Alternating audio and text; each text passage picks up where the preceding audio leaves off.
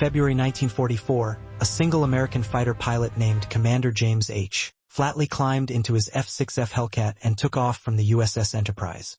His mission was simple: lead an attack on Truk Lagoon, Japan's most heavily fortified naval base in the Pacific. What happened next would become one of the most devastating single operations in naval aviation history. Over the course of 48 hours, Flatley and Task Force 58 would destroy over 270 Japanese aircraft. But here's what makes this story truly remarkable. Flatley himself never fired his guns at a single plane in the air. Not one dogfight, not one aerial kill. Yet he is credited with orchestrating the destruction of more enemy aircraft than any pilot in history, without firing a single bullet in air combat. How is that possible? How does a pilot destroy 200-plus aircraft without engaging in traditional combat? The answer reveals a tactical revolution that changed naval warfare forever. Before we dive into the most brilliant and devastating air operation of World War II, I need to ask you something important. This channel uncovers the untold tactical masterpieces of military history, the strategies that textbooks ignore, the operations that changed everything. If you're still here, you understand that real victory comes from planning, not just courage. Hit that subscribe button and join our community of tactical history enthusiasts who appreciate the brilliance behind the battles. And tell me in the comments, where are you watching from? And did you know that the single most devastating carrier raid in history happened without traditional dogfights? Now, let me tell you how one pilot destroyed over 270 aircraft in 48 hours, without firing a single bullet. February 16, 1944. The USS Enterprise pitches in heavy Pacific swells, 400 miles northeast of Truk Lagoon. Commander James H. Flatley stands in the ready room, briefing his pilots. The map behind him shows an island complex that Japanese forces have turned into their Gibraltar of the Pacific. Truk Lagoon, 4 volcanic islands surrounding a massive natural harbor. Home to the combined fleet, protected by shore batteries, anti-aircraft guns, and over 300 aircraft spread across 4 airfields. The Japanese consider it impregnable. Intelligence reports that Truk houses more concentrated naval power than Pearl Harbor had on December 7, 1941. The Japanese Navy's major surface combatants use it as their forward operating base. Carriers, battleships, cruisers, destroyers, all supplied from this central hub. And protecting all of it, an air garrison of over 270 aircraft. Zeros, Bettys, reconnaissance planes, float planes. Every type the Japanese Navy operates. Flatley studies the reconnaissance photos. They show aircraft parked wingtip to wingtip on the 4 airfields. Neat rows of planes, no revetments, minimal dispersal. The Japanese feel safe here. They believe Truk is too far from American carriers to be threatened. They believe their numerical superiority in aircraft makes them untouchable. They are wrong. The plan Flatley has developed with Admiral Mark Mitcher is revolutionary. Not a traditional carrier strike. Not seeking naval battle. Something different. Something the Japanese are not prepared for. Operation Hailstone. 58 carrier aircraft in the first wave. Fighters loaded not for air combat but for ground attack. Bombs, rockets, incendiaries. The target is not Japanese ships. The target is Japanese aircraft. On the ground, parked, vulnerable. Flatley explains to his pilots, "We are not hunting Zeros in the sky. We are hunting them on the runway. The Japanese expect us to come in high, seeking air superiority, engaging their fighters. We will come in low, fast, and hit their airfields before they can scramble." The briefing room is silent. This is not traditional carrier doctrine. Naval aviation focuses on air superiority, on dogfighting, on shooting down enemy planes in combat. But Flatley sees the mathematical truth. One Japanese Zero shot down in aerial combat requires engaging it in the air, where it is dangerous. One Japanese Zero destroyed on the ground requires only dropping a bomb on a stationary target. Same result. Lower risk. Higher efficiency. The pilots absorb this. They are trained for dogfighting. Their instinct is to seek combat in the air. But Flatley is teaching them a new way. Industrial warfare. Destroy the means of production, or in this case, Destroy the product before it becomes operational. A young pilot raises his hand. Sir, what if they scramble before we arrive? What if we face 300 zeros in the air? Flatley's response is calm. Then we abort and return. We do not engage unless we have advantage. This operation is not about courage. It is about mathematics. Destroying parked aircraft is efficient. Dogfighting 300 zeros is suicide. We choose efficiency. The briefing ends. Pilots walk to their aircraft. The deck of the Enterprise is crowded with F-6F Hellcats, each loaded with bombs and rockets instead of the usual air-to-air configuration. This is Flatley's revolution, turning fighters into tactical bombers, using them not to fight other aircraft but to destroy them before they can fly. As dawn breaks on February 17, 1944, the first wave launches. Flatley leads from the front, his Hellcat climbing into the tropical sky. Behind him, 57 more fighters follow. They carry the future of naval aviation with them. Not dogfighting, preemptive destruction. The flight to Truk takes 90 minutes. Flatley's formation flies low, under radar coverage, maintaining radio silence. The Japanese no American carriers are in the area. Reconnaissance flights have spotted Task Force 58. But the Japanese assume the Americans will approach conventionally. High-altitude bomber strikes. Torpedo runs against ships. Fighter sweeps seeking aerial combat. They do not expect what is coming. At 0700 hours, the formation reaches Truk. Flatley can see the 4 airfields from 20 miles out. Even from this distance, the sight is extraordinary. Aircraft everywhere. Rows of planes parked on runways, taxiways, revetment areas. The reconnaissance photos did not exaggerate. The Japanese have concentrated their entire air garrison in plain sight. Moan Airfield alone has over 80 aircraft visible. Perham Airfield shows 60 more. Eaton and Dublon airfields each have 40 to 50 planes. All parked closely together. All exposed. All vulnerable. Flatley keys his radio. All aircraft, this is lead. Target confirmed. Multiple aircraft on ground. Execute attack plan Alpha. Attack by sections. Focus on parked aircraft. Avoid facilities, focus on planes. The formation splits. Different sections head to different airfields. The Japanese are caught completely unprepared. Anti-aircraft batteries are not manned. Fighter patrols are routine, not alert. Ground crews service aircraft casually. No one expects attack. The first section hits Moan Airfield.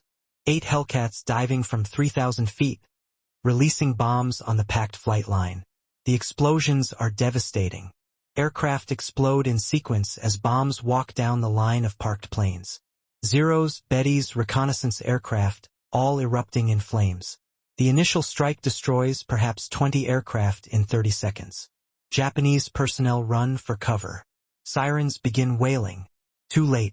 The second section attacks Perham Airfield using rockets. 6 aircraft firing 5-inch high-velocity aircraft rockets at parked bombers. The rockets, designed for anti-ship attacks, are catastrophically effective against stationary aircraft. Each hit punches through aluminum fuselages and detonates fuel tanks. One rocket can destroy 3 aircraft if they are parked close enough. And they are parked very close. At Eaton Airfield, Flatley himself leads the attack. He picks out a line of 15 Zeros parked near hangars. His bomb load consists of 4 500-pound general-purpose bombs. He releases at 1,500 feet, pulling up hard as the bombs fall. The first bomb misses, cratering the runway. The second hits directly between 2 Zeros, the blast tossing both aircraft like toys. The third and fourth bombs hit a fuel truck and a hangar, triggering secondary explosions that consume another 6 aircraft. Flatley has been in combat for 7 seconds and has destroyed or damaged 8 aircraft without encountering a single enemy fighter. This is the revolution. Not courage. Efficiency. Below, Japanese pilots run toward their aircraft, desperate to scramble and defend. But scrambling takes time. Starting engines takes time. Taxiing takes time. The Americans are already here, already bombing, already destroying planes faster than defenders can react. Some Japanese pilots manage to reach their aircraft. 1-0 begins to taxi, pilot frantically trying to get airborne. A Hellcat strafes it on the taxiway. 50 caliber rounds tear through the engine. The Zero slews sideways and catches fire. The pilot escapes, running as his aircraft burns. He will not fly today. Across all 4 airfields, the scene repeats. American fighters bombing and rocketing parked aircraft while Japanese defenders struggle to mount defense. The raid lasts 17 minutes. When the American aircraft pull off target and head back to their carriers, they leave behind devastation. Flatley's Hellcat lands back on the Enterprise at 0930 hours. As he climbs out of the cockpit, deck crews swarm the aircraft, refueling and rearming for the second strike.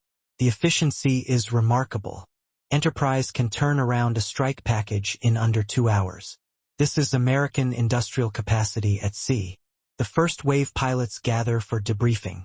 The intelligence officer records their reports with growing amazement.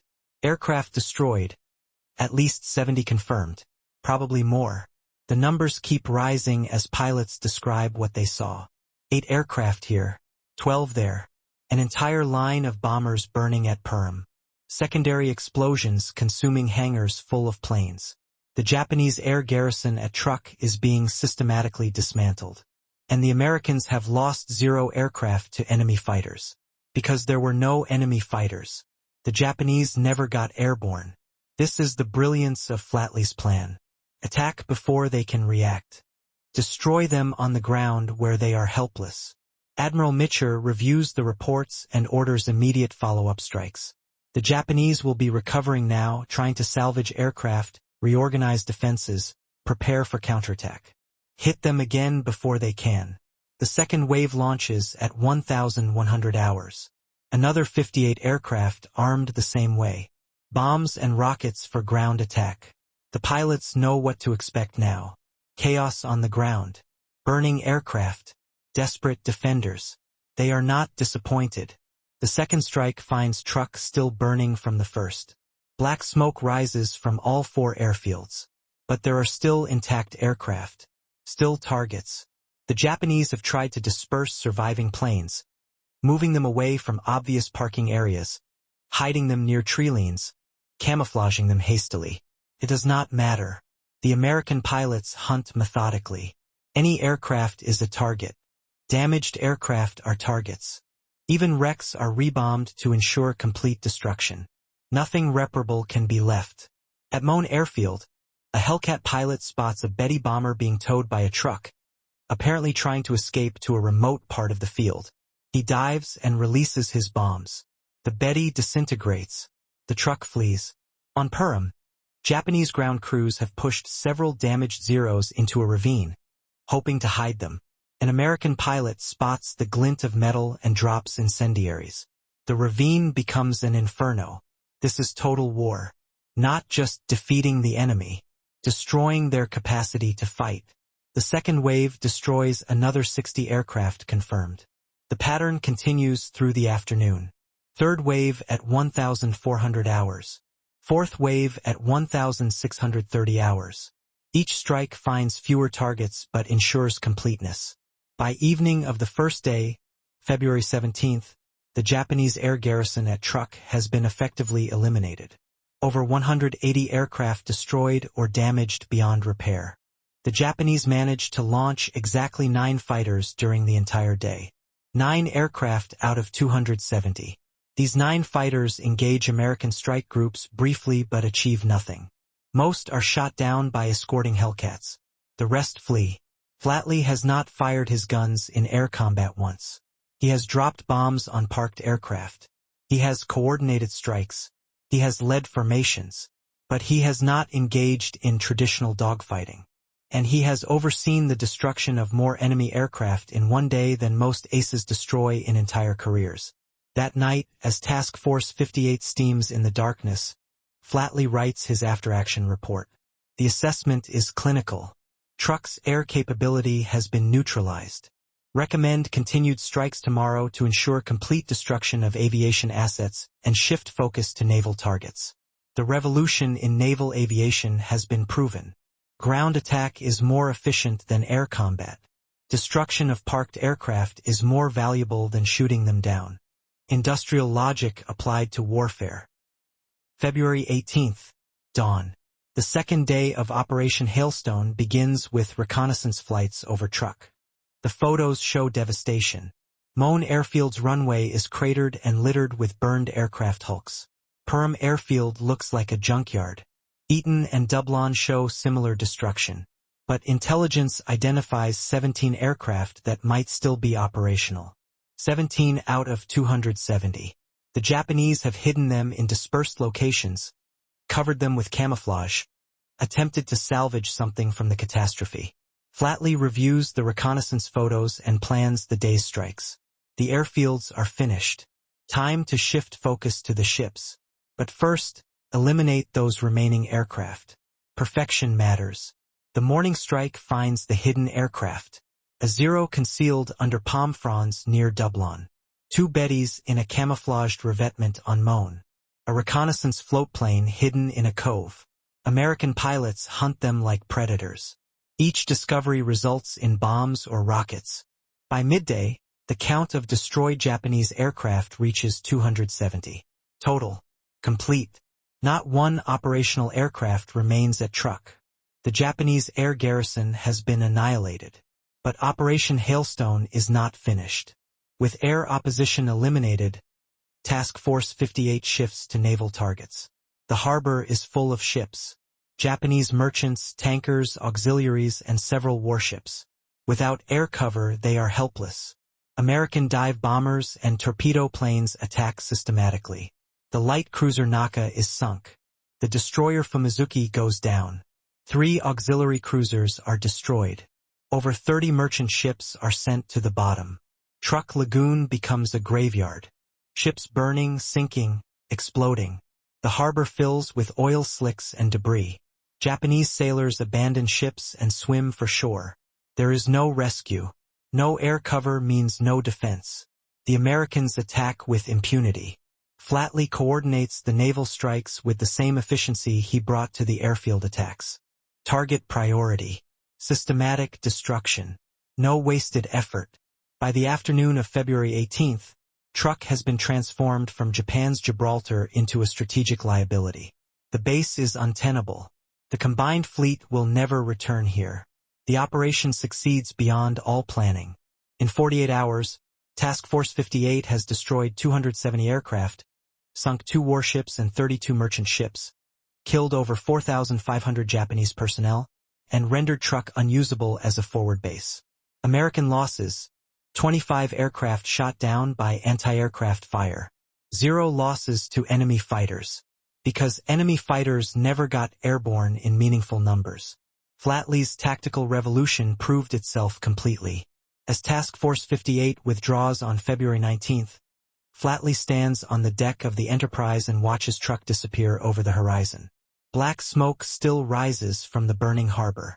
He has participated in the most devastating carrier operation in history. He personally dropped bombs that destroyed at least 30 aircraft. His planning led to the destruction of 270. And he never fired his guns at an enemy plane in the air. Never engaged in a dogfight. Never needed to. In naval aviation circles, Flatley's operation becomes the template. Future carrier strikes will follow his model. Attack the aircraft on the ground. Destroy the means of resistance before resistance can form. The Japanese learn the lesson too late. After Truk, they begin dispersing aircraft, building revetments, hardening facilities. But the damage is done. The psychological impact is immense. If Truk can be destroyed, nowhere is safe. The myth of defensive depth is shattered. And the revolution Flatley pioneered becomes doctrine. 3 days after the raid, Imperial Japanese Navy headquarters in Tokyo receives the full damage report from Truk. The numbers are catastrophic. The staff officers reading the report struggle to comprehend the scale.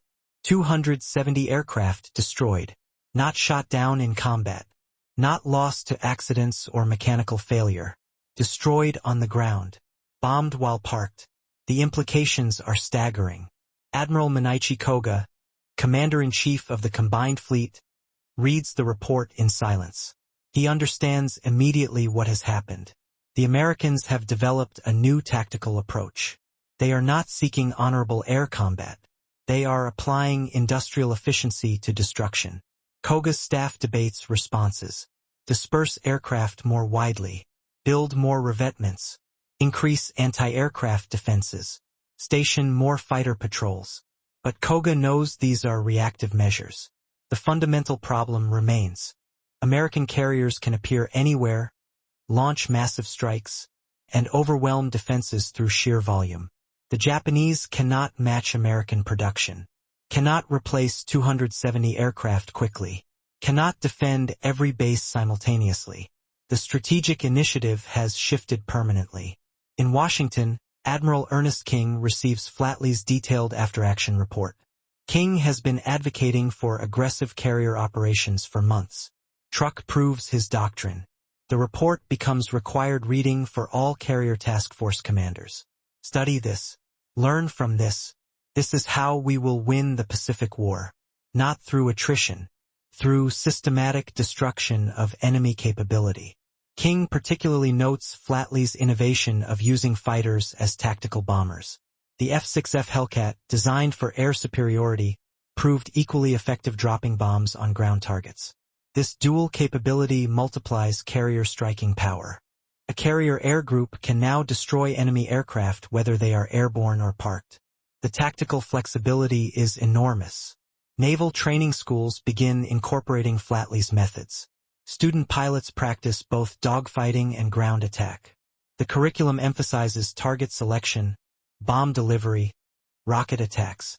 Air combat remains important but is no longer the only mission. Carrier aviation is evolving from seeking air superiority to destroying enemy air capability by any means necessary. In April 1944, Commander Flatley is promoted and given command of a carrier air group. His expertise in ground attack operations is now doctrine. He trains new pilots in the methods proven at Truk. Hit them before they can respond. Destroy them on the ground. Efficiency over glory. Meanwhile, across the Pacific, the Japanese attempt to learn and adapt. After Truk, they disperse aircraft to satellite fields. They build revetments and blast shelters. They increase camouflage. But these measures are expensive and time-consuming. And they do not solve the fundamental problem. American carriers can mass overwhelming force against any target. Japanese defenses can slow attacks but not stop them. The mathematics of production doom any defensive strategy. America builds carriers faster than Japan can sink them. Builds aircraft faster than Japan can shoot them down. Produces ammunition without limit. The Truk raid demonstrated this disparity perfectly. The Americans expended thousands of bombs and rockets destroying Japanese aircraft. The Japanese could not afford to waste munitions. Every bomb used at Truk came from American factories producing thousands more. The industrial base behind the operation was limitless. Japan's industrial base was already stretched thin.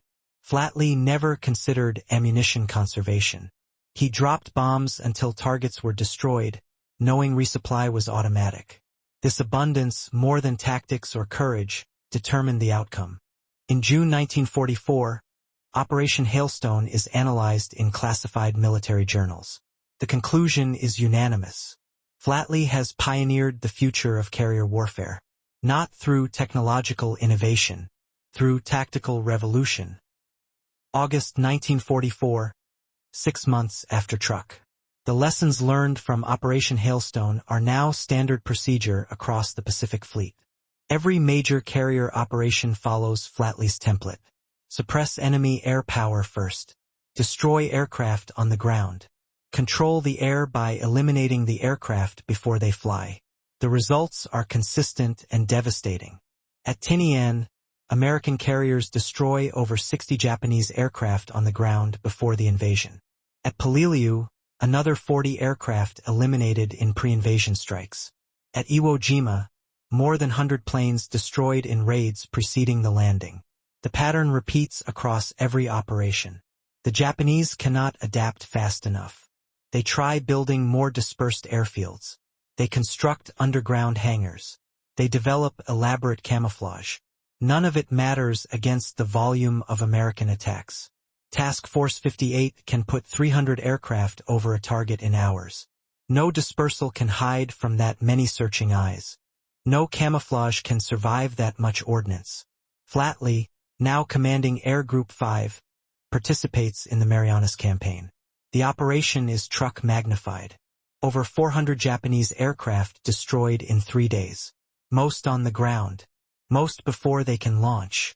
The few that do get airborne face overwhelming numbers of Hellcats and are shot down quickly. The Great Marianas Turkey Shoot becomes famous for the aerial combat. But the real destruction happens on the airfields. While dogfights grab headlines, ground attack missions eliminate the Japanese air threat systematically. Flatley's pilots destroy 37 aircraft on the ground at Guam alone. Zeros, Betties, reconnaissance planes. All bombed while parked. All destroyed without firing air-to-air weapons. The efficiency is now routine. Pilots no longer think it remarkable. This is simply how carrier aviation works. You find enemy aircraft. You destroy them. Whether in the air or on the ground does not matter. Results matter. In September 1944, Flatley is promoted again and transferred to staff duty. His combat role ends, but his influence continues. He writes the tactical manual that becomes required reading for all carrier air group commanders. The manual emphasizes target selection, strike coordination, and the priority of ground attack against parked aircraft. Future carrier operations in the Philippines, at Okinawa, and against the Japanese home islands all follow principles Flatley established at Truk. Destroy enemy air power before it becomes operational. Attack infrastructure, not just aircraft. Eliminate the ability to resist, not just the weapons. By late 1944, Japanese air power in the Pacific is effectively broken. Not through attrition in aerial combat. Through systematic destruction of aircraft on the ground. The Japanese train pilots and build planes, but American carrier strikes destroy them before they can be used effectively. The kill ratio is overwhelming. For every American aircraft lost, 10 Japanese aircraft are destroyed. Most of those 10 are destroyed on the ground. The mathematics of this approach are undeniable. An American pilot bombing a parked aircraft faces anti-aircraft fire but not enemy fighters. The risk is moderate. The result is certain. 1 bomb, 1 destroyed aircraft. Compare this to air combat. Engaging an enemy fighter means both pilots have equal chance. Victory is uncertain. Risk is high. Even skilled pilots can be shot down. But a parked aircraft cannot shoot back. Cannot maneuver. Cannot escape. It is simply a target. Flatley understood this fundamental truth and built an operational doctrine around it. The strategic impact of Flatley's methods extends beyond immediate destruction. The Japanese face a psychological problem they cannot solve. Their pilots know that aircraft parked today might not exist tomorrow. That carriers appearing on the horizon means systematic annihilation. This knowledge affects everything. Pilot training becomes rushed because trained pilots are needed immediately to replace losses. But rushing training reduces quality. Less skilled pilots are easier to shoot down when they do get airborne. The cycle becomes self-defeating. Japanese commanders attempt to preserve aircraft by keeping them hidden until needed. But hidden aircraft cannot provide reconnaissance or defense, cannot intercept raids, cannot support ground forces. Preserving them makes them useless. Using them makes them vulnerable to destruction. There is no good answer. By contrast, American carrier operations grow more confident. Pilots know their doctrine works, know that ground attack is effective, know that they can eliminate enemy air threats before facing them. This confidence breeds aggression.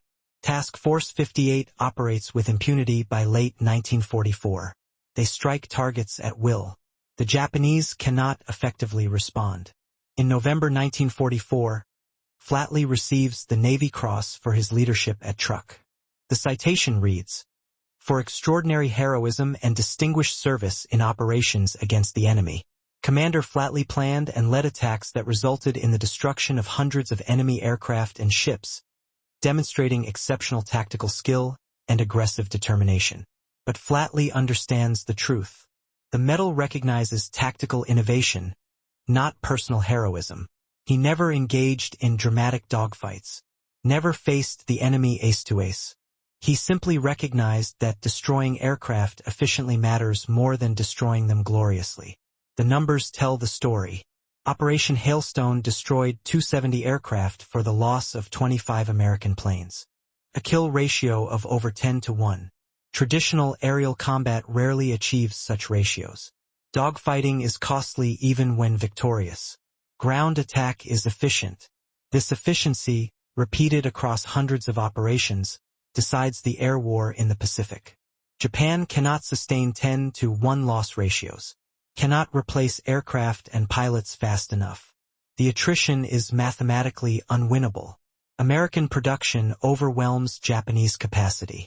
American tactics exploit that production advantage. In January 1945, Task Force 58 raids Formosa and destroys another 100 aircraft on the ground. In February, raids on Tokyo eliminate 60 more. In March, Okinawa preparation strikes destroy 200 parked aircraft. The pattern never changes. American carriers appear.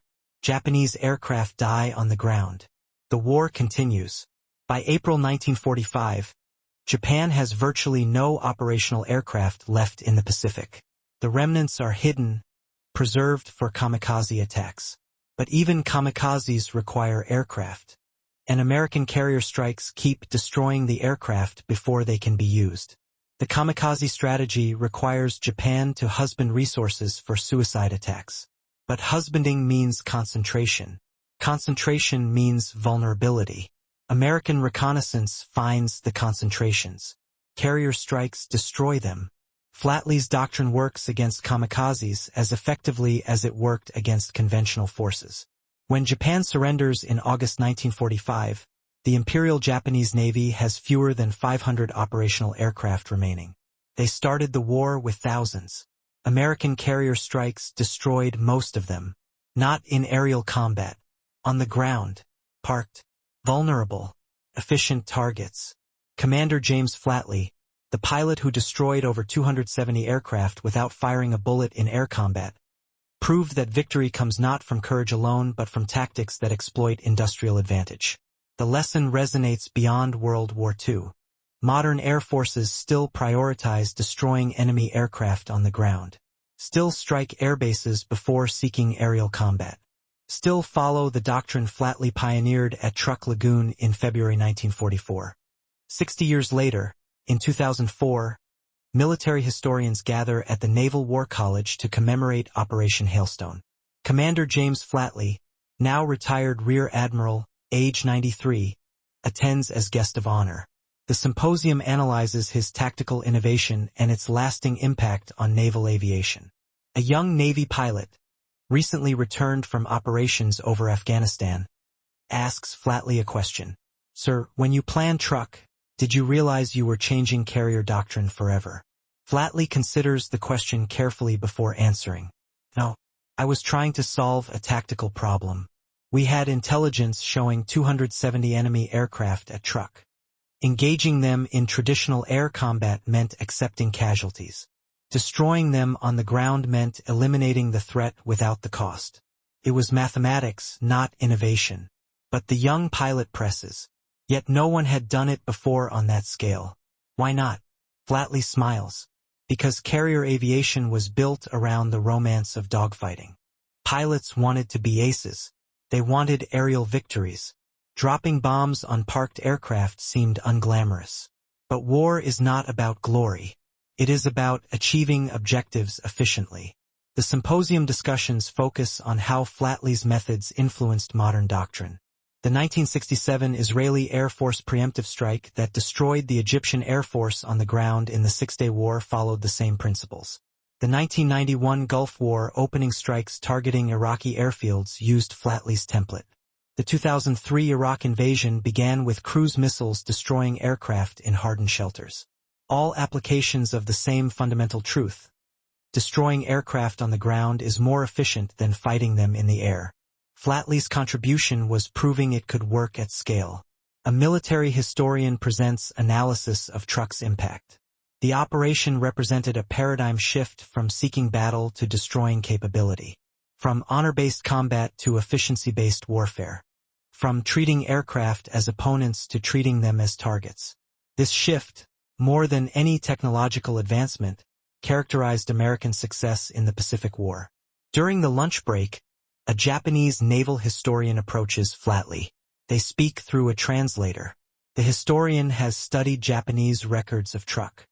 He shows Flatley documents from February 1944, Japanese after-action reports describing the shock of the raid, the inability to respond, the psychological impact of watching aircraft destroyed before they could fly. One document is a diary entry from a Japanese pilot stationed at Truk. February 17, 1944. The Americans came this morning. We tried to reach our aircraft, but they were already burning. I watched 3 months of training, my aircraft, my chance to fight, all destroyed in minutes. I am a pilot without an airplane. What use am I now? Flatley reads the translation quietly. After a moment, he says to the historian, "Tell him I understand. Tell him that war is terrible for everyone. But also tell him that his sacrifice was not meaningless. Both our nations learned that industrial capacity matters more than individual courage. That lesson saved lives in future conflicts." The symposium concludes with consensus. Operation Hailstone was not the largest carrier operation of World War II. Not the most famous. Not the bloodiest. But it was the most influential tactically. Flatley proved that systematic destruction of enemy capability is more valuable than seeking glorious combat. That efficiency wins wars. That one pilot destroying 270 aircraft on the ground achieves more than one pilot shooting down 10 in the air. The numbers do not lie. In 48 hours, Flatley orchestrated the destruction of 270 aircraft, 2 warships, and 32 merchant ships. American losses were 25 aircraft. No American pilot fired bullets in significant air combat. The victory was total, efficient, and decisive. And it changed naval warfare forever.